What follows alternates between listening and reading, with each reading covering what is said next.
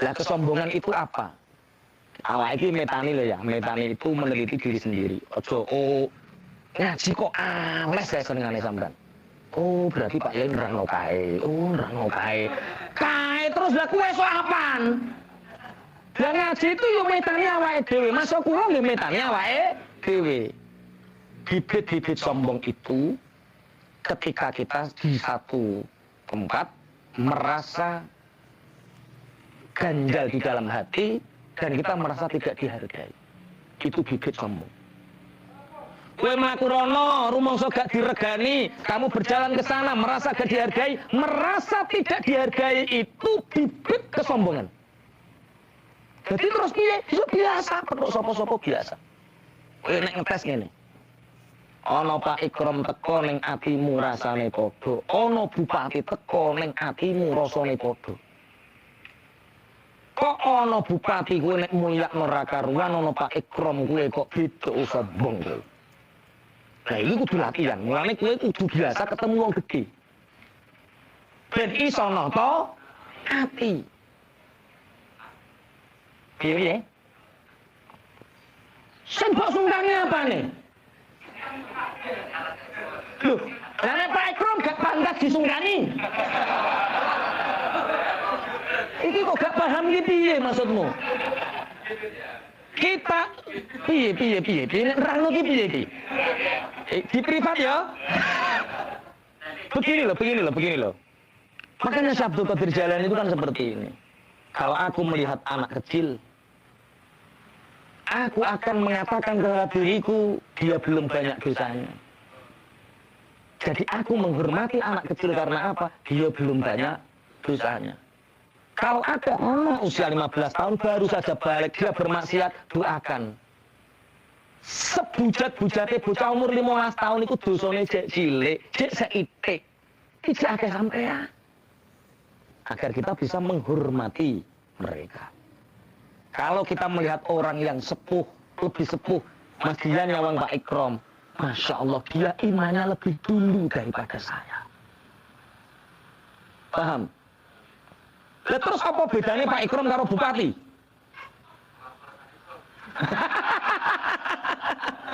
Nah ini untuk melatih agar hati ini tidak sombong. Jadi kalau kamu merasa di satu tempat kamu tidak dihormati, oh itu sudah ada bibit sombong. Kalau kamu, makanya Mas Kofi pernah tak cerita nih. Lo pernah pas wayah kolaan kudung di Pasar Bojonegoro, kolaan jilbab, wayah latihan jadi pengusaha biyen. Neng parkiran kolaan dijagongi karo tukang parkir dirangkul ngene. Diceramai karo tukang parkir. Omahe ndi, Mas? Mayang kawis.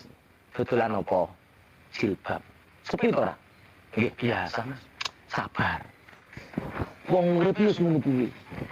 Jadi kadang laris, kadang sepi ini biasa. Sing penting aja aja ngersulos, pokoke semangat yo. Dodolan wis ngene iki. Masuk aku ya sabar, Mas, ngene iki aku wis muwang. Alhamdulillah. Iki adem terus. Soale aku ora pernah dituturi wong kecuali kiaiku. Iki dituturi tukang parkir, keren enggak? Wah, kok keren ya Allah, adem terus. Nah, orang yang sudah ada bintik-bintik kesombongan di dalam hatinya dituturi tukang parkir, kowe gak ngerti, Ustaz. Ustaz. Kowe itu ya Allah, hati-hati. Hati-hati ya. Kalau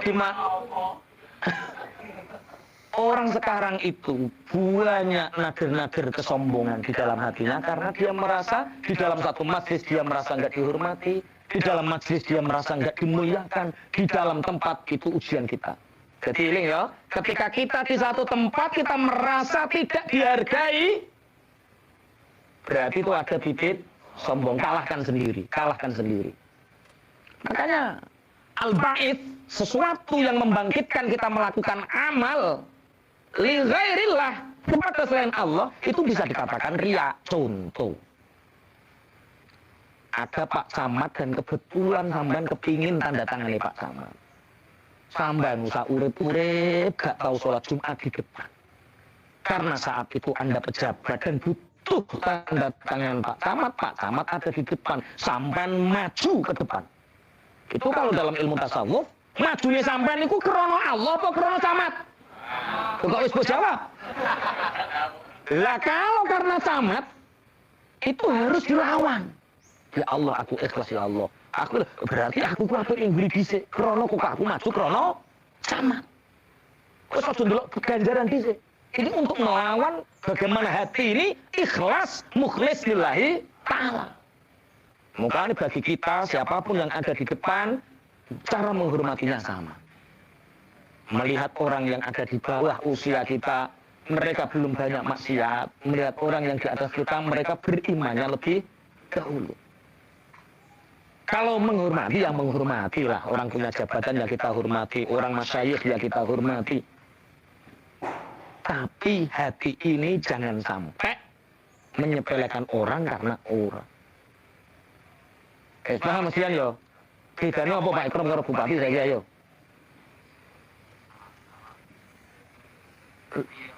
Di dalam hati jangan sampai ada bedanya. Ketika kita hati ini sudah membedakan, hati-hati itu sudah ada bintik-bintik kesombongan. Fir'aun hancur karena kesombongan. Iblis hancur karena sombong. Bismillahirrahmanirrahim. Makanya jadilah seperti tanah. Lemah itu loh, bumi itu diidek-idek wong ora tau ngersula. Tapi gak ngersulane bumi itu menjadikan dia terus nilainya lebih tinggi, lebih tinggi, lebih tinggi. Sampai bumi sing didadekno peluruan. Peluruan itu bahasa Indonesianya apa? Tempat sampah. Ada tanah, ada bumi digunakan tempat sampah, seakan-akan rendah. Tapi dia tetap merendah, karena dia sadar, aku adalah bumi tempat berpijak. Kira-kira tempat sampah ini dijual tanahnya, tambah nilainya tinggi atau rendah? Tinggi. Jadilah seperti tanah seperti itu, didek-dek gak apa-apa, sing penting mulya, tambah larang, tambah larang, tambah larang. Bismillahirrahmanirrahim. Beda nek wesi. Wesi 2009 kae R3 beli Masya Allah sekian ratus juta. 2021 karek 50 juta. Ayo piye? Tambah murah, tambah murah, tambah murah. Karena apa? Dibuat sombong-sombongan. Paham ya? Sesuatu yang dibuat sombong-sombongan, rendah, rendah, rendah, rendah, rendah. Saya punya temen ini zaman biyen pengen tuku Supra. Supra 120 lho. 120 atau 120? Heh? Ya 125 ya, 120. Iku Masya Allah inden itu 3 bulan setengah. Zaman itu harganya 14 juta saat itu, Masya Allah. Kaya api. Saiki gak payu 2 juta 100 gak payu saiki. Oh ternyata ya saat karena sesuatu yang dibuat sombong-sombongan itu nilainya turun, tapi sesuatu yang dibuat rendah-rendahan seperti tanah nilainya naik. Jadi nggak perlu sombong-sombongan, nggak perlu. Rasulullah Shallallahu Alaihi Wasallam fi tanubaati as-sabiqah. Maka kenapa hari ini terjadi seperti itu? Itu sudah diprediksi oleh Rasulullah Shallallahu Alaihi Wasallam. Zaman dahulu sudah Rasulullah prediksikan. Kaifa bikum idza umira bil munkar wa nuhiya 'anil ma'ruf. Hai para sahabatku, bagaimana menurut kalian kalau ada kemungkaran yang diperintahkan dan kebaikan yang dilarang? Aneh, akan ada zaman di mana kebaikan dicegah dan kemungkaran diperintahkan. Bal qala sallallahu alaihi wasallam, aktsaru min hadza. Bahkan lebih dari itu, ya'i 'alan nasi zamanun tadharu fihil fahisha fit turuqat. Nanti akan ada zaman di mana orang berzina, melakukan perzinaan, melakukan keburukan lain jenis di jalan-jalan. Hatta yaqula ahaduhum li fa'iliha. Ketika salah satu mereka diperingatkan, lau tanahhaita biha anit thariq. Kak, mbok yo ngene, tapi mbok yo aja ning pinggir dalan, rodok-rodok nyingkreh. Kalau ada orang seperti itu, fadzalika fihim ka Abi Bakar wa Umar. Maka orang yang meloroi, orang yang menasehati ini akan dikatakan kaya suci-suci yo. Kaya Abu Bakar wae, kaya Umar wae, ngoten. Jadi prediksi Rasulullah hari ini sudah terjadi. Anak-anak gadis sama pasangannya di pinggir jalan dengan nyantainya mereka melakukan fahisyah. Ketika ada orang yang memperingatkan, "Nduk, eman nduk yo, jek enom nduk. Ayo suci-suci yo," modelnya ngoten. Jadi orang-orang yang menasehati kebenaran ini seakan-akan dianggap kuno. Arabi'u fuqdanu tarbiyati ad-diniyah fil usrah. Ini penyebab yang keempat, yaitu tidak adanya pendidikan agama di dalam keluarga. Atau memang lemahnya pendidikan agama. Fa'alaina an na'taniya katsiran bi tarbiyati auladina tarbiyatan diniyatan haqiqiyatan. Maka setelah kita mengetahui dari konsepsi cemburu ini, mestinya kita harus mendidik keluarga kita, mendidik anak-anak kita dengan pendidikan agama yang kuat. Nu'idduhum fiha li ayyakunu li banatis shalihatin. Terutama kita khususkan pendidikan kepada anak-anak gadis kita. La fi anfusihim faqat. Jangan hanya mendidik secara fisiknya saja, menjaga secara fisiknya saja. Bal fi mujtami'ihim aidon. Tetapi juga kita mendidik masyarakat kita untuk lebih mendalami ilmu agama. Wa an nubayyina lahum fi wuduhin wa jala'in ahmiyatinil irdi wasyarafi binisbati lahum.